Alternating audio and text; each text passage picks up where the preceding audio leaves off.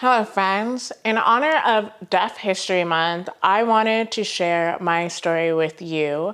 I popped this up over on Instagram and people seemed super enthusiastic to learn more about my life, but I just want to stress this point out very, very clearly that this is my own personal story, and in the deaf community, there are a vast variety of stories and how people live their lives in the deaf community. And so I am purely speaking from me and my standpoint. I am not the ultimate representative of the deaf community. I am just a fraction of it. I'm a portion of it. But other than that, I am extremely honored to share my story with you. So as of this point, I am actually 95% deaf in both my ears. In order to communicate, I read lips and I have like a brain predictor, kind of like T9 text back in the day. That is currently where I'm at. I was actually born deaf, but I didn't receive a diagnosis of being deaf until I was about 5 or 6. When I was 3 years old, because my mom obviously was like, why is my baby not paying attention to me? Why isn't she responding when I talk to her? And doctors were like telling my mom, you are completely crazy. This must just be a fault in your relationship with your baby or something. They were my mom was a Black woman in the 90s with not a lot of money. She's very young. Resources were just not set up for that situation, in favor of that situation. When I was 3 years old, I actually got my first diagnosis of echolalia, which is basically when you just repeat what other people are saying. And that was pretty much how I was talking, was just repeating things, I guess. I don't remember, I was only 3, so I don't really remember this, but my mom said that was what was going on first. And then when I was about 5 or 6, I actually got my first diagnosis of being, I think they technically called me hard of hearing. I know that there are nuances in that language. I prefer to call myself deaf because I am just so far deaf, but I think at that point I was just called hard of hearing, and I got my first set of hearing aids. On Mumsy's side, her grandfather was deaf for as long as she can remember, but that's the only person that we all can know of that was deaf. I just ended up being deaf by pure luck. It wasn't really a thing either growing up that any of us thought about. I have 3 younger siblings, and I don't think that any of us, including myself, really even understood that I was deaf per se. We just lived life automatically adapting because they were born and I was already here. I was already deaf, and I, as far as I was concerned, was just living life. I don't really remember there ever really being moments, except for little things like I had to go to the nurse's office to get my hearing aid batteries out of the refrigerator, because I learned from Mumsy back then everybody was sticking batteries in the refrigerator. But little things like that, they just didn't. I don't even really remember the kids at school. I went to a fairly small school. I don't remember ever really getting picked on except for maybe once or twice. And it wasn't enough to really bruise my ego. Like I was very talkative. I was always singing. I played the trumpet. I was in the marching band. I was in the color guard. I did speech and debate. I was okay at school. Like my life remained pretty unaffected by my deafness because it just wasn't a thing. Now, I think I already mentioned that when I was about 5 or 6, I did get fitted for hearing aids, but there was a point where I just did not want to wear them anymore. And as soon as I could, I said, no, like I'm not doing this anymore. And a lot of that wasn't because of my deafness per se, but I've mentioned this before. I was the only Black kid in my school. If I went to a sleepover, my mom would say stuff like, did you pack your scarf? And I realized that nobody else around me was wearing a scarf at night. I was already othered and I was already different. I didn't want these things too, like it wasn't the deafness, it was the difference. I did not want to be different. So I just said, I don't want to do this anymore. And I think that had I known that my hearing aids and my deafness were so closely tied together, I probably would have done better in school, because I probably would have realized like, oh, I will do better in school if I wear my hearing aids, but it just wasn't a thing that I really even thought about. It wasn't until I got to college that it really hit me that, oh, I'm deaf. Being in college, I had a new life because I was all of a sudden on my own and nobody around me was automatically adapting to me, because it just isn't that way. The world is not that way. It was like all of a sudden I had roommates and I had people living on both sides of me in my dormitory. I had to learn what quiet meant, because what I thought was a whisper was sure as heck not a whisper. What I thought was music playing softly was definitely not music playing softly. So I spent most of my time in silence because I just did not know where that medium was that also allowed me to partake in things. It was about this time where my anxiety started to amplify as well, because I would get nervous about going to classes because there would be times that teachers would say things and people around would react, but I'd have no idea what my teachers were saying. Or there was another point where I had this one instructor who almost fetishized my deafness because I was deaf, and this is like my musical theater major. So she was like, she is deaf, she can sing, you can sing too.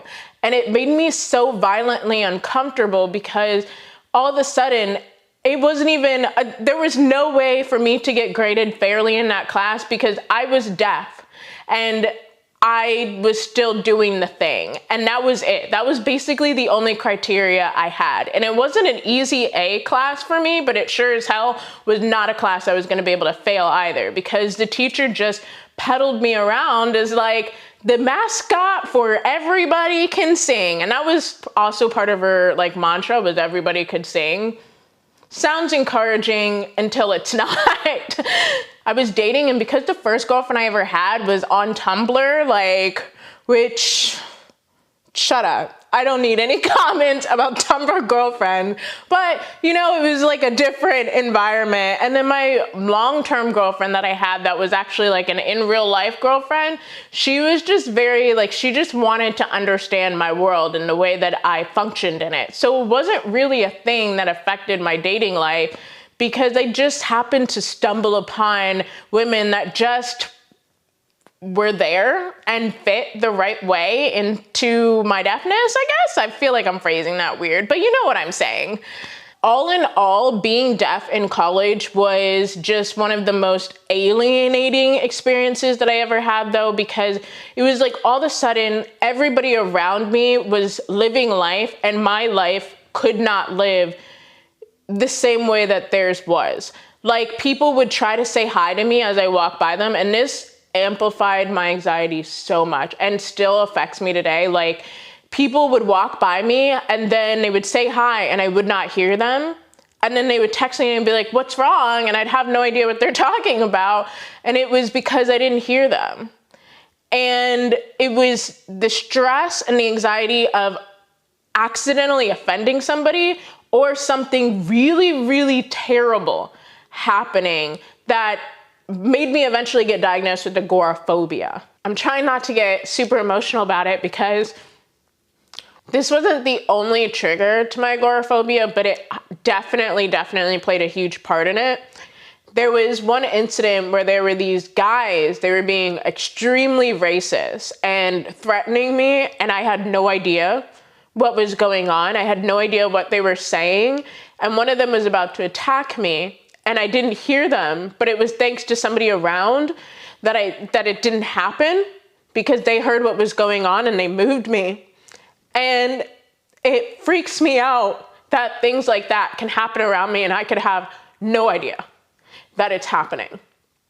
And so I just cocooned up in my little apartment, and that was where I spent the rest of my college years until I inadvertently just kind of dropped out. I just couldn't do it anymore because I was a musical theater major and I couldn't physically go into the classrooms anymore.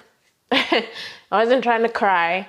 But, you know, being deaf, I still had one of the most beautiful and I'll never forget moments that I ever had. And I had briefly had hearing aids again in college, and I didn't stick with them, and I'll talk about that a little bit later why.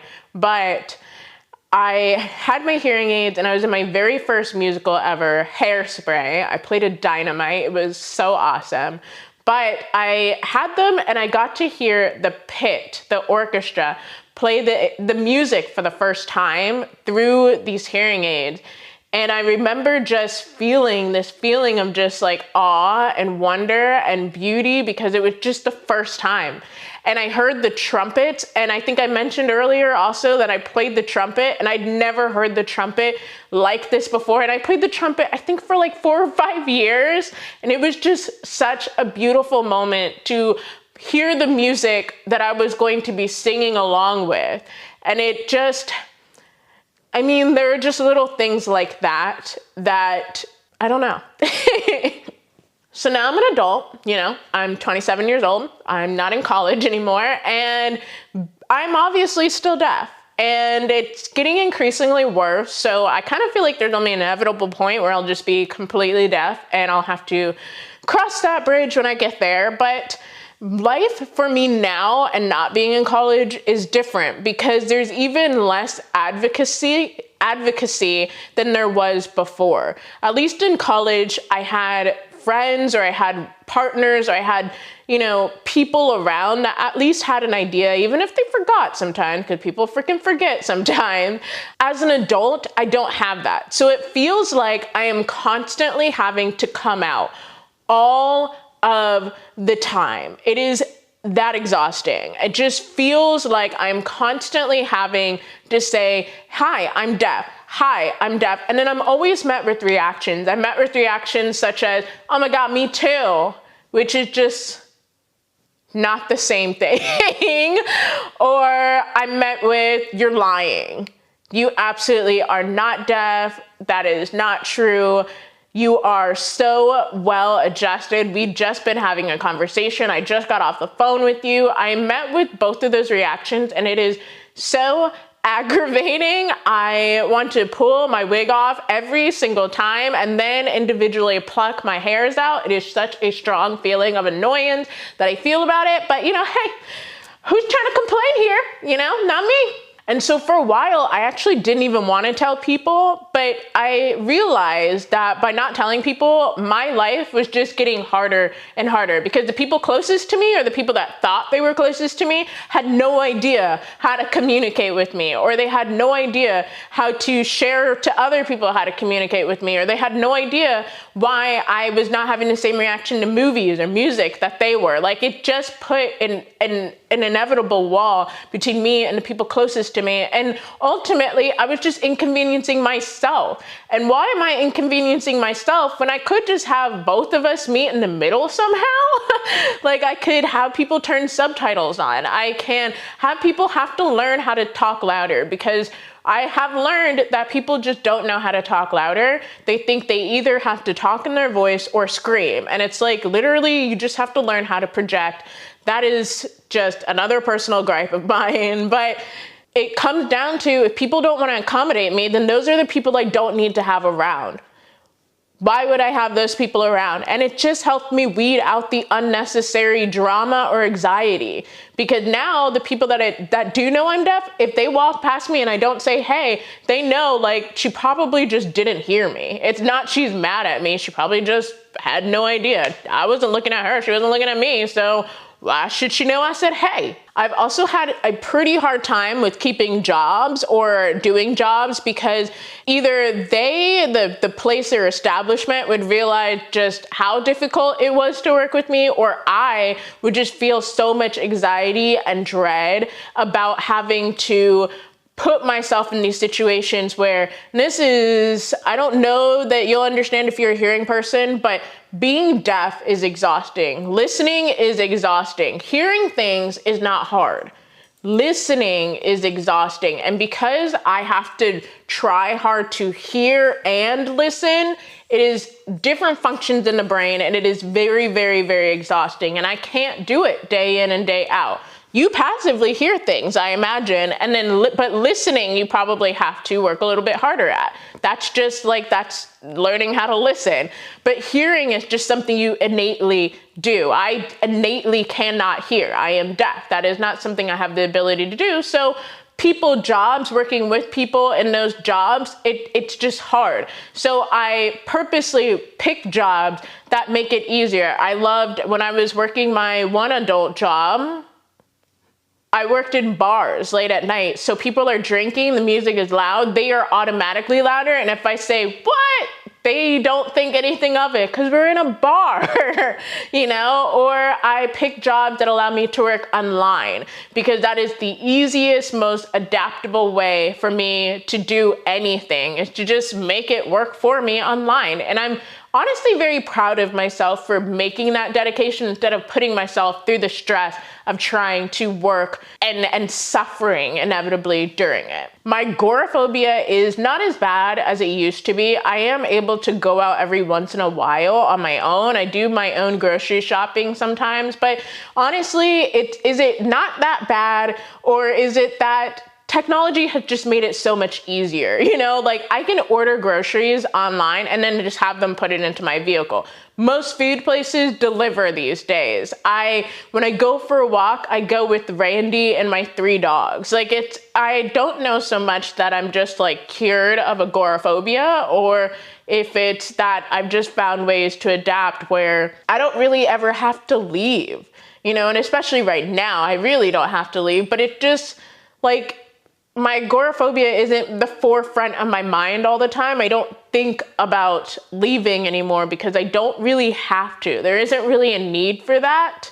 And I'm sure that maybe someday, maybe my lifestyle will change and there will be a need for that, but that is a moment to cross when I get there. Now, I know that the hearing aid thing is gonna be a thing, like, so then why don't you get hearing aids again, or blah, blah, blah. And the reason why I don't wear hearing aids is because it is not the same as glasses. And I am a glasses wearer. I actually wear glasses 24/7 because I cannot see. I actually can't even see this camera as I'm recording. They're not the same. You put on glasses and you're seeing things the way that people that can see. When you're putting in a hearing aid, it's like putting in a megaphone or a microphone. And you know that what you hear through a microphone or a megaphone is not the same sound. So the way that I hear sounds naturally is one way, but then hearing them through the hearing aid is artificial and it feels weird. And the other thing is, it just never made me feel complete. I realized that as a deaf person, I am a deaf person and I am a complete person in my deafness. What is a hearing aid bringing to me? It is only bringing me so that I can try and fit in with everybody else, but it doesn't.